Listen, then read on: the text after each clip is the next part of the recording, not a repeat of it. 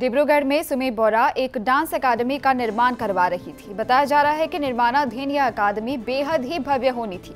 निर्माण के दौरान सुमी 3 बार काम देखने गई थी। वहीं जानकारी सामने आई है कि विशाल फुकन इस दौरान एक बार निर्माणाधीन अकादमी का काम देखने के लिए गया था। इलाके के रेबा अगरवाला मार्ग स्थित एक बिल्डिंग की 3री मंजिल पर यह डांस अकादमी तैयार हो रहा था।